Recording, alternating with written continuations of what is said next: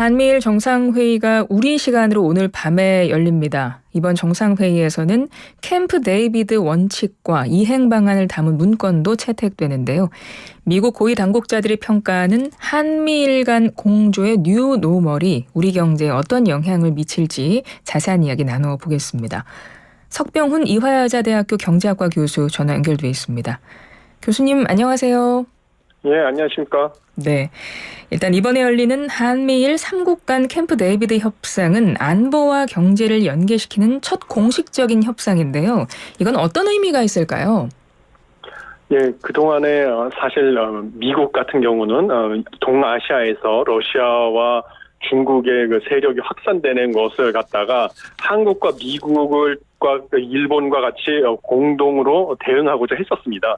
그랬는데 지금 일본과 우리나라 사이에는 역사적인 관계를 비롯해서 정치 상황 때문에 자주 사이가 틀어지는 외교적 관계가 틀어져서 한미일 공조가 어려운 측면이 있었거든요. 예. 그랬는데 최근에 러시아 우크라이나 전쟁과 그다음에 중국이 대만에 대한 침공 위협 등을 계기로 이 동아시아 쪽에서 국제 정세가 급격하게 변화하면서 한국과 일본이 과거보다는 더 외교적으로 가까워지는 상황이 되었습니다. 그래서 이를 계기로 미국, 한국, 그다음에 일본이 미국의 캠프 데이비드에서 협상을 통해서 앞으로 인도 태평양 질서 구축을 위해서 최고 수준의 협의체를 구성해서 북핵 대응도 공동으로 하고 그다음에 첨단 기술, 인적 교류 등에서도 협력 체계를 구축하겠다라고 논의를 했다는 점에서 큰 의미가 있다고 생각합니다. 네.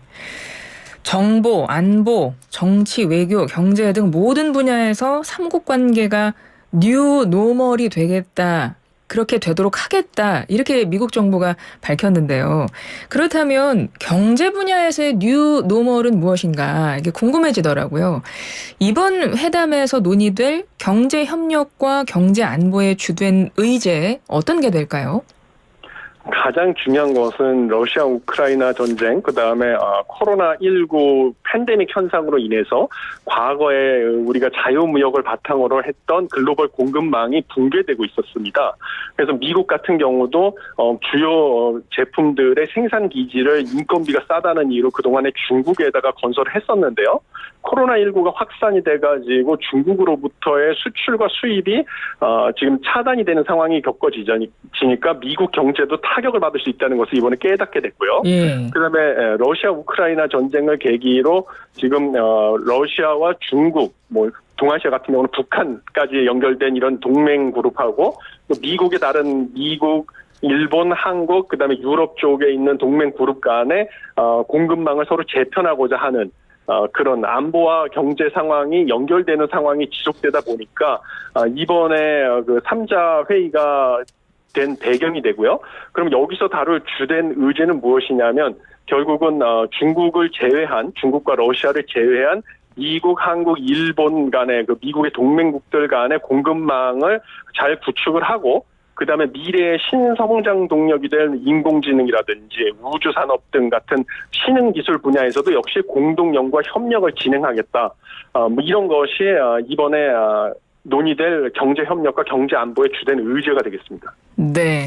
글로벌 공급망이 붕괴하면서 또 그 부분에서 글로벌 공급망 재편, 미국 같은 경우에는 지금 중국과의 어떤 사이도 안 좋아지고 또 코로나19 이후에 중국과의 경제가 어느 정도 좀 단절된, 차단된 부분도 있다 보니 거기서 글로벌 공급망에서 문제가 생겼고 또 그 견제 과정에서 다시 재편할 상황이 됐기 때문에 거기에 이제 좀 주된 방점을 찍을 것이다 이런 말씀이신데요. 그렇다면 한국이 우리나라가 주목할 부분은 어떤 부분일까요?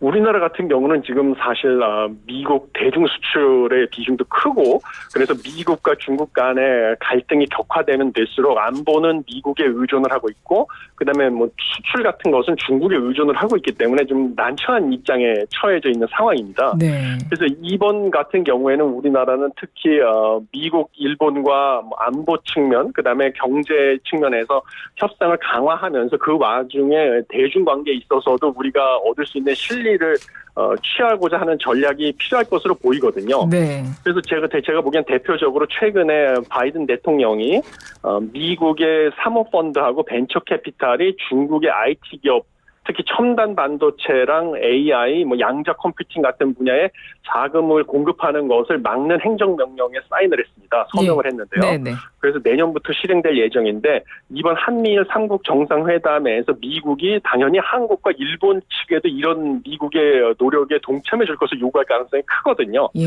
그럼 우리는 이 와중에서 실리를 얻을 수 있는 방법은 무엇이냐면 미국의 그 막대한 사모펀드랑 벤처캐피탈이 중국에 더 이상 IT 기업에 투자를 할 수가 없으니까 대체 투자처를 찾지 않겠습니까? 네. 그럴 경우에 우리나라에도 당연히 첨단 반도체라든지 이런데 우수한 스타트업 벤처 기업들이 있으니까 미국의 이런 벤처캐피탈이나 사모펀드의 투자처로 우리나라의 스타트업 기업들을 갖다가 좀 연결해주고 홍보하는 이런 식의 전략을 취해서 지금 미국과 중국 갈등 와중에 우리도 실리를 챙기는 것이 필요하다 이런 생각을 하고 있습니다. 네. 굉장히 어려울 것 같습니다. 예.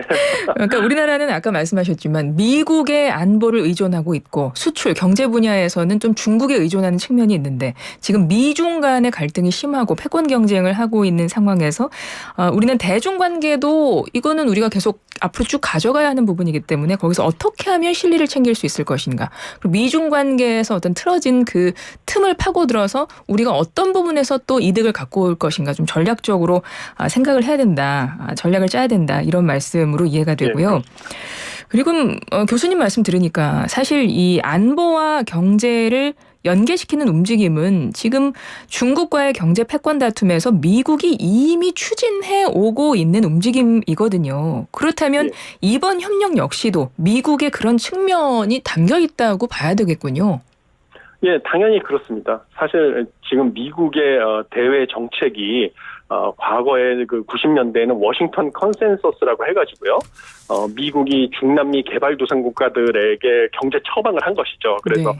자율적인 시장 경제 시스템에 맡겨놓고 자유무역도 하고 그다음에 국제 자본의 투자도 가능하게 개방을 하고 규제도 없애고 정부는 긴축 재정과 정부의 공공기업을 민영화해서 작은 정부를 지향한다. 이런 것이 기존의 미국이 전 중남미 개발도상 국가들에게 제시했던 경제 전략이었거든요. 그래서 네. 이걸 워싱턴 컨센서스라고 하는데요. 사실 바이든 미국 대통령이 취임하면서부터 이 워싱턴 컨센서스에서 새로 바뀐 뉴 워싱턴 컨센서스라고 해가지고 그 미국의 대내외 경제 정책이나 외교 정책의 빅픽처가 바뀌었습니다. 그래서 네. 그거의 일환이 지금 계속되고 있는 건데요. 뉴 워싱턴 컨센서스는 뭐냐면 대규모 재정 지원을 위해서 재정 지원을 통해서 큰 정부를 지향하고 최첨단 산업 같은 경우를 미국으로 끌어들이겠다. 반도체 같은. 그래서 정부가 직접 나서가지고 외국 기업인 한국의 삼성전자라든지 SK 하이닉스에 엄청난 규모의 보조금을 제시해서 첨단 산업의 반도체 2차 전지의 공장들을 갖다 미국에 짓게 만들겠다라는 것이 전략 중에 하나고요. 또 다른 것은 동맹국과의 연대를 강화하는 거라서 일본하고 한국에다가 동맹 연대를 강화하는 대신 한국도 역시 이 연대에 포함돼서 해야 될 의무와 책임도 증가할 가능성이 커집니다. 그리고 마지막 핵심은 중국에 대한 선별적인 정책인데요. 이게 소위 말하는 디리스킹이라고 합니다. 네. 그래서 과거 트럼프 시절에는 중국을 디커플링이라고 해서 중국과의 관계를 전면적이고 무조건적이고 무차별적으로 차단을 했거든요. 그래서 중국의 첨단 제품 수출도 못하게 하고 중국으로부터 IT 제품 수입도 못하게 하고 이런 정책을 했는데 이제 바이든 정부에서는 디리스킹이라고 해서 무조건 중국과의 관계를 차단하는 것이 아니라 중국과의 관계에서 미국 국익에 해가 될 영역만 선택적으로 차단을 하겠다.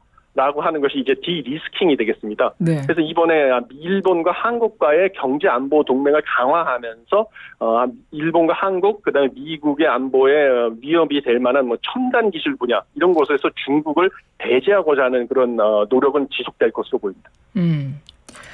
워싱턴 컨센서스를 설명해 주시면서 이번에 협상이 끝나고 발표될 역시 공동 선언이 있지 않겠습니까? 예, 그 내용의 이제 방향을 개략적으로 말씀해 주셨는데 구체적으로 좀 예를 들어봐 주신다면 어떤 내용이 좀 담길 거라고 보세요?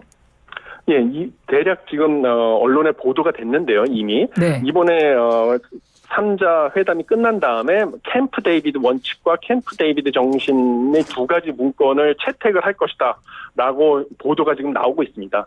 그래서 캠프 데이비드 원칙이라는 것은 결국은 앞으로 3국 한미일 3국이 협력과 비전에 대한 그 구체적인 지침 혹은 기본 이념을 나타내는 것으로서요. 법의 지배에 기반한 국제 질서를 유지하겠다.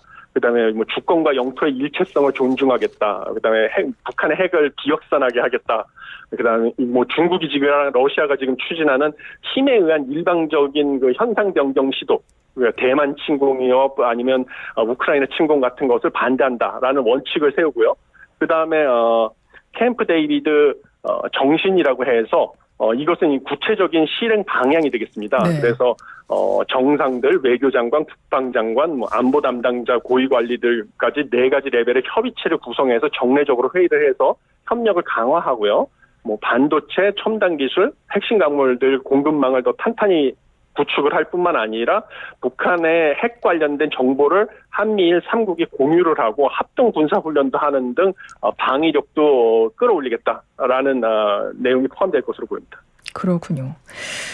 지금 미국의 상황은 어떤지도 잠깐 좀 살펴볼 필요가 있을 것 같습니다. 경제적으로도 일단 좀 보면 당장 좀 나오고 있는 기사를 보면요. 글로벌 채권 시장의 기준이 되는 미국의 10년 만기 국채 금리가 지금 최고치를 기록하고 있다고 합니다. 이건 지금 미국이 어떤 상황이라는 걸 일단 보여주는 겁니까? 예, 미국이 지금 사실 여러 가지 복합적인 이유 때문에 10년물 국채 금리가 4.3%를 돌파해서 15년 만에 지금 최고 수준이 된 건데요. 네. 이렇게 된 것은 크게 봤을 때 3가지 이유가 있습니다. 첫 번째는요, 며칠 전에 공개된 7월 FOMC 회의 의사록에 따르면 연준 내의 주요 위원들이 대다수가 추가적으로 기준금리 인상을 할 가능성을 배제하지 않았다. 매파들이 다수다라는 것이 밝혀졌거든요. 네. 그래서 이 뉴스가 전해지면서 앞으로 금리가 상당 기간 더 올라갈 수도 있고 미국의 기준금리가 그다음에 고금리 상황이 오랫동안 지속될 수도 있다라는 인식이 확산되면서 미국의 장기 국채 금리가 상승하고 있고요. 두 번째 이유 같은 경우는 무엇이냐면 미 정부가 사실은 지금 부채 한도가 다다라가지고 거의 디폴트 위기에 몰린 적이 있지 않았습니까? 네, 얼마 네. 전까지. 그래서 여야 합의로 부채 한도를 올렸으니까 이제 부족한 그 세수를 갖다가 국채를 새로 발행해서 적자 국채를 발행해서 메꿔야 되지 않겠습니까? 네. 그래서 미 정부가 이제 국채 발행을 공격적으로 늘릴 것이다. 라는 뉴스. 그것은 국채 공급이 늘어나니까 결국은 국채 가격을 떨어뜨리는 것이고요. 시장에서. 네. 그러면 국채 가격과 금리는 반대로 움직이니까 금리가 상승을 하는 것이거든요. 그다음에 마지막으로는 중국과 일본. 사실 미국의 국채를 가장 많이 보유한 나라들이었는데요. 중국과 일본이 최근에 국채를 대량으로 미 국채를 매도하면서 역시 이것도 시장에서 미 국채 공급이 늘어나니까 가격은 떨어뜨리고 금리는 올라가는 이런 상황이 되겠습니다. 그렇군요. 지금 미국의 상황이 그렇습니다. 그리고 앞서 잠깐 지금 방금 말씀하셨어요. 중국이 대량 미국채를 매도하고 있다. 네. 보니까 당시에 미국이 부채 협상 타결 안 돼서 막 디폴트 몰리고 있을 때 그때부터 중국이 국채를 많이 팔아치웠대요. 그리고 계속 지금 미 국채 보유량을 줄이고 있다고 합니다. 그러니까 중국도 아마 이렇게 자산에 좀 다변화를 주는 이유가 미중 관계에 대한 영향도 있을 것 같거든요. 예. 그래서 교수님께 여쭤보고 싶은 건 지금 이런 미국의 경제 상황으로 볼 때 이번에 캠프 데이비드 협상에서 여러 가지 것들을 이제 협상을 할 테니까요. 한미일이 이제 공조를 위해서 어떤 중국에 대한 제재, 견제를 염두에 둔 방안 같은 것도 나올 수 있겠습니까? 이런 경제적인 상황을 고려해 볼 때요. 예, 근데 중국이 지금 지속적으로 미국 국채를 매도하고 있는 것은 사실 미중 관계 악화로 인해서 안보적인 차원에서 중국의 외환 보유고를 우리나라 같은 경우도 각국이 중앙은행이 외환 보유고를 가장 안전한 자산인 미 국채를 상당 부분 외환 보유고로 포함하고 있는데요. 네.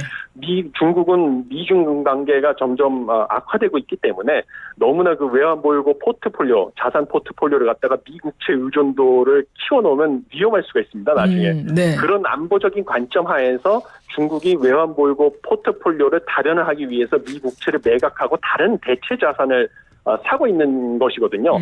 그다음에 최근에 특히 미국이 뭐 부채 협상 타결이 안 되고 그다음에 뭐 피치에서 미국의 국가 신용 등급을 내리지 않았습니까? 네. 이럴 경우에는 당연히 솔직히 말씀드리면 투자자 입장에서 봤을 때도 미국의 국채 가격이 하락할 것이 예상이 되니까 그렇게 매력적인 투자자가 아닌 거군요. 거죠. 그렇죠. 예. 예, 그런 차원이기 때문에 사실 이걸 놓고 중국을 미국이 뭐 비난을 한다든지 이런다고 하면 앞으로 내가 미국 국채를 투자를 했다가 가격 떨어질 것 같아서 팔 수도 있는데 이것도 미국 눈치 보고 마음대로 못해? 뭐 이런 식의 인식을 줄 수가 있는 것이거든요. 네, 네. 그러니까 대놓고 중국을 제재하는 이거를 명분으로 제재하는 제재안이 나오지는 않을 것으로 보이고요.